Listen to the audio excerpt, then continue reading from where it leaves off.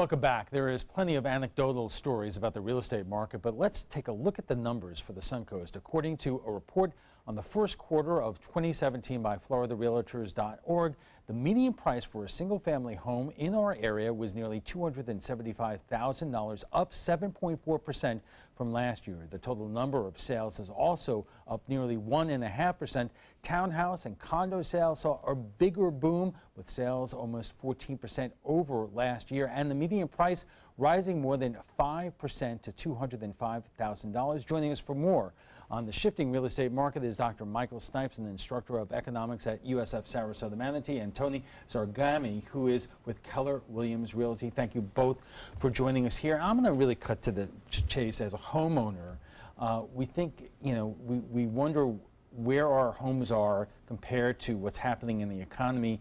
And despite all the good news here, we're still 20% under pre-recession levels, and most homeowners are going to be asking, when are we going to catch up? Absolutely, yeah, and we're looking like in the next few years, according to what everyone is saying and the trends and the way that we're moving, that we should see within the next few years those home prices be where we saw right before the recession. You see the numbers increasing month over month, year over year, so we're hopeful that we'll get them back up there for sure. But on the other hand, we keep on hearing how hot the market is, especially on the Suncoast. Why isn't that happening quicker? Yeah, we call it the perfect storm of real estate right now. Inventory is still relatively low, which means there's not enough houses for the number of buyers we have in the market. So we're still in a strong seller's market. However, interest rates are still historically low, so it's a great time to sell because inventory is low. It's also a great time to buy because interest rates are still low. So a lot of first-time home buyers can take advantage of that. So we're seeing both sides of the coin really be able to take advantage. We're hoping, like we said, within the next few years to see that catch up. It just sometimes takes a little bit of time. Michael, the other thing that all of us are concerned about, and we start hearing a little bit of discussion about this, is would there be another real estate bubble? Because when that bubble burst, so many people were devastated, even people who were able to hang on to their homes but maybe had private mortgage insurance who could not get out of it. What do you see from your perspective? Sure. I wouldn't necessarily expect any reasonable probability that we would see anything remotely close to what we saw in 2008. The economy is really recovered almost all of its value from the recession that occurred. The economy is actually pretty stable. A lot of stock indexes are increasing. So we have a lot of stability in the economy right now, at least from an economic perspective. And there's no real reason, at least right now, to anticipate that changing, at least from a big picture perspective. There are certain things on the horizon that may change that dramatically, but like at least, what? Well, there's certain pieces of legislation right now going through Congress that could dramatically affect really the economy as a whole for the entire country. Certain pieces of legislation, if those happen to go through, then a lot of the protections that were put in place in 2008 could get repealed. Are you talking about the effort to roll back some of the protections that were put into Wall Street after the financial collapse, like Dodd-Frank? Yes, yes. Well, what specifically is Congress considering that may have an impact on, I would imagine, there were a lot of issues in terms of how the banks gave out loans. Is that what you're talking about? Yes, things like that. That's really more of a nationwide thing. Here in Sarasota and in Bradenton, I would anticipate that if there were a seismic shift like that would affect the entire country, we might be a little bit protected here just because we have so many people moving in every single year. I read a statistic, we get 1,000 new people moving to Florida pretty much every single day. And as long as we have people coming in like that, that's going to be enough to provide at least some insulation if we do have a big nationwide shock like that. Tony, how difficult is it for people to get mortgages at this point? Because after the recession, boy, the banks really kind of put the clamp down on lending, which really affected the housing market. And the economy may have improved, but banks are a lot more careful than they used to be, for good reason, but maybe they're still too careful? Yeah, we always warn our clients that even if you haven't bought a home in the last 5 years, if it's been 10, 15 years, lending is very different. We joke that we are surprised they don't ask for a blood sample at this point, yet they have to because of what we went through. So you'll find very stringent guidelines, very strong things that they have to go by, and make sure that you can verify your income, verify your taxes, verify your bank statements. It's a long process. Underwriting has tightened up quite a bit as well. So we see home buyers that are going through this process. It takes a bit more than it used to. Is this leaving people people out of the housing market that really should be able to buy a home, and is it impacting basically your bottom line and the bottom line of the housing market in general? No, I feel like if it's explained to consumers properly that this is the process of today, it's different than what it might have been last time you went through it. As long as they understand what the process will be, we find that most home buyers are okay with it. They just need to be told ahead of time what's going to be expected of them through the loan process.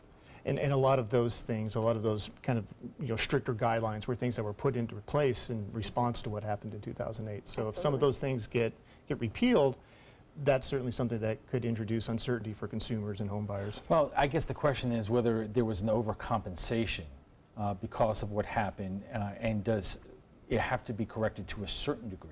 You know, I find when it comes to foreclosures, if you looked at right when our recession hit, the number of single-family homes on the market, about half of them were foreclosures, about 50%. Today, there's about 4,700 single-family homes for sale in Sarasota and Manatee County, and it's single digits the number of foreclosures we have right now. And a big reason for that, and a reason that helps the economy, is because of loans. Okay, we are just getting started with our conversation. We will be back right after we check on the weather.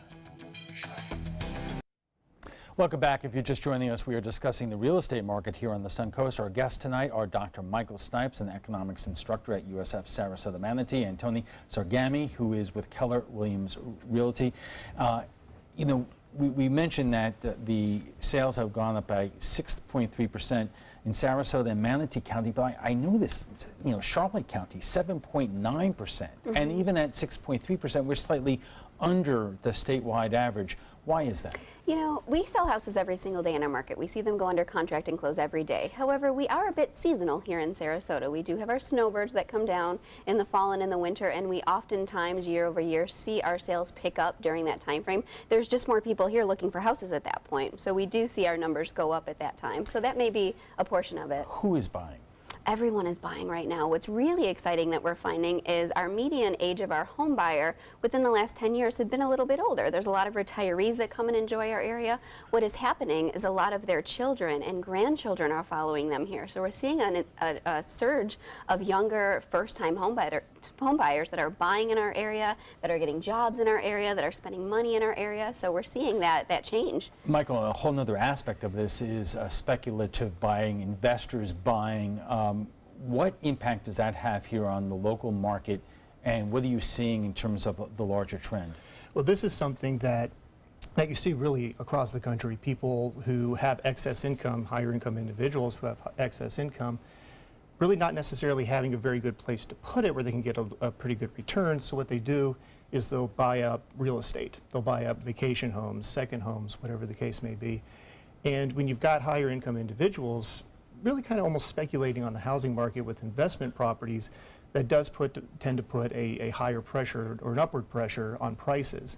And so maybe at least some of what we're seeing with the increase in prices in, you know, really up and down Florida, some of that could be driven by real estate speculation from people looking for investment properties. Is that, you know, you're both not financial advisors, but is that a safe investment considering the fact that plenty of people have been burned in the past before the bubble who had, you know, did this kind of speculative buying? Yeah, if you look at the statistics, historically real estate is a very safe investment over time.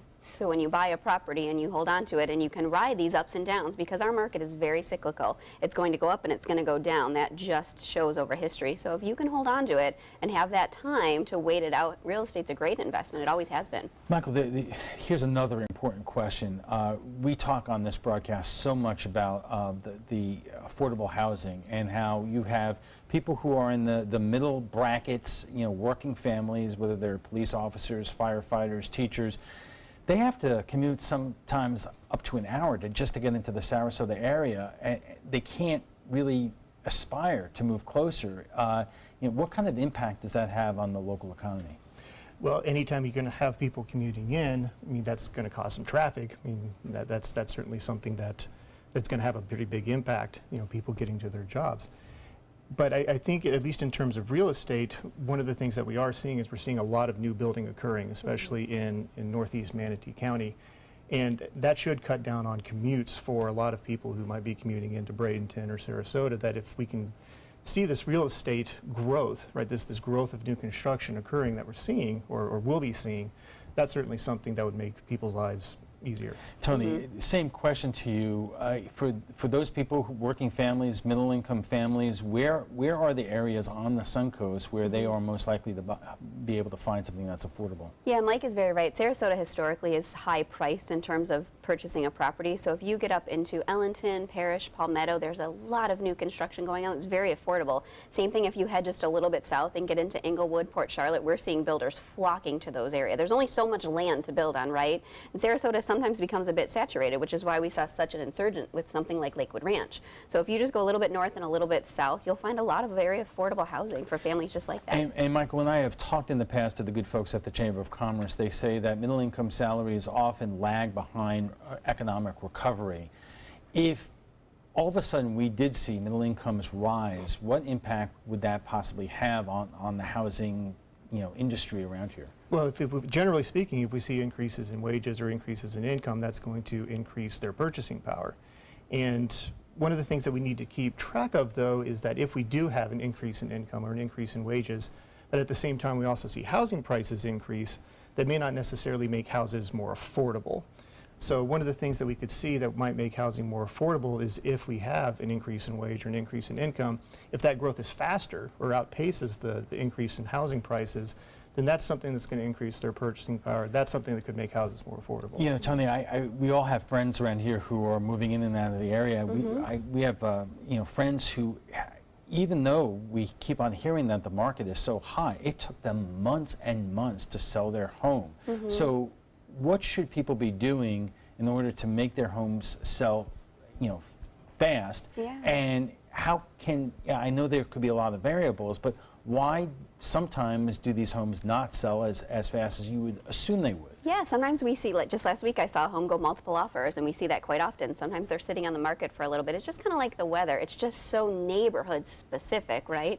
So in order, if you're looking to get your home sold fairly quickly, you want to contact your local real estate agent that you work with, talk about what's going on in your specific community. You have to price it right. You have to have it staged and ready for selling, and you want to make sure that you're realistic about your time frame. If you need to be moved, to another area within the next 3 months, you got to price it accordingly. So there's different pricing strategies that go into it as well. The reverse, if you are looking to move into the area, and what should you be aware of? What are the pitfalls in terms of being able to find something that you could afford to buy? Yeah, my team right now has a couple. They're the nicest people. They've lost out on 3 houses that have gone under contract multiple offer within the last couple weeks. So a lot of times clients want the deal, right? They want to get the deal, and I understand that. Sometimes in a market like ours, as hot as it is, getting the house, that's the deal. So you have to be ready to make a really strong offer. You have to have your financing in place, and you need to be ready to move on a property when you find one that you like. And Michael, the trends that we're talking about here on the Suncoast or the greater Tampa Bay area, are we seeing the same thing across the country? Generally speaking, yes. This area, Sarasota and Bradenton, is actually doing a little bit better than the rest of the country. And a lot of that is all of the new people who move into Florida every single year. A lot of it is going to be the relative stability of our local economy. We have good job growth here in the Suncoast. We have low unemployment or relatively low unemployment around here. And that's one of the things that will add stability and could make housing a little bit more affordable. All right, let's take a quick break. And when we return, we'll have final thoughts from our guests, plus what some of our viewers are saying about last night's topic, the search for unity in a time of partisan divisions. Welcome back. Are you trying to buy or sell a home here on the Suncoast as the real estate market continues to shift? What should you be keeping in mind? Our guests join us right now for final thoughts. So, Tony, what should people who are either planning to buy or sell right now in this market keep in mind? Yeah, we get asked that question all the time. Should I buy? Should I sell? And the answer is yes and yes. And I know that sounds a little silly, but it's a great time to buy. Make sure that you've spoken with your lender. You're working with a local agent that knows the areas, knows the neighborhoods that you'd like to be in and what fits your lifestyle. And when you're looking to sell, make sure that you're pricing it correctly and you have your home staged and ready to go. So it's a great time to be in real estate in Sarasota County. And Michael, but what a lot of people worry about is whether the economy is going to continue to go in a good direction here, because most people look at the market and say, we've been in this recovery so long now that the market is due or overdue to cool off, and that could change a lot of things in terms of jobs and stability. Sure, and we are seeing a little bit of slowdown, a little bit of cooling off, but that's not necessarily an indication that there's reason to panic or a reason to really change behavior. Because at least right now, like we've talked about, interest rates are low. Generally speaking, incomes are about flat. But one of the things you need to take care of, you need to look at when buying a house is something like the interest rate. That's going to be something that's really going to change the price of a house. And so long as those are low, and so long as, at least for right now, the economy's doing well, there's no reason to. And you say that one other thing that we don't know about yet is what Congress will do on the various issues that will impact the housing market. Yes, yeah, and that's one of the things that you don't really necessarily see reported very often, and that'd be one thing to definitely keep an eye on, what's going to happen with Dodd-Frank that we talked about, what might happen with some of the other pieces of legislation that are being proposed.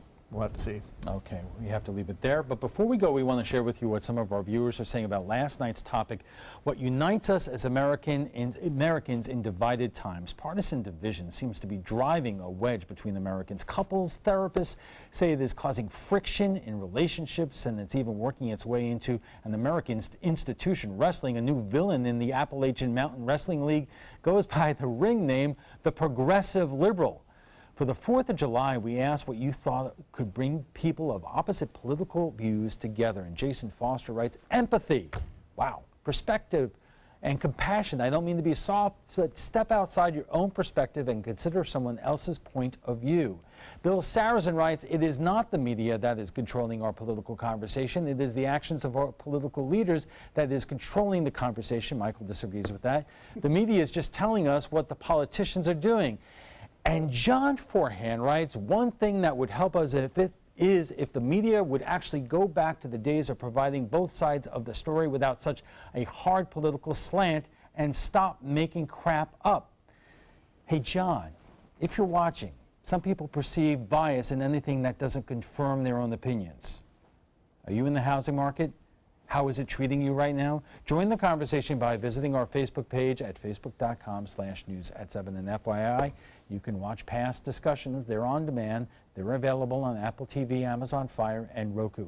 Thanks to both our guests for being here today. Dr. Michael Snipes is an economics instructor at the University of South Florida, Sarasota Manatee, and Tony Zergami is with Keller Williams Realty.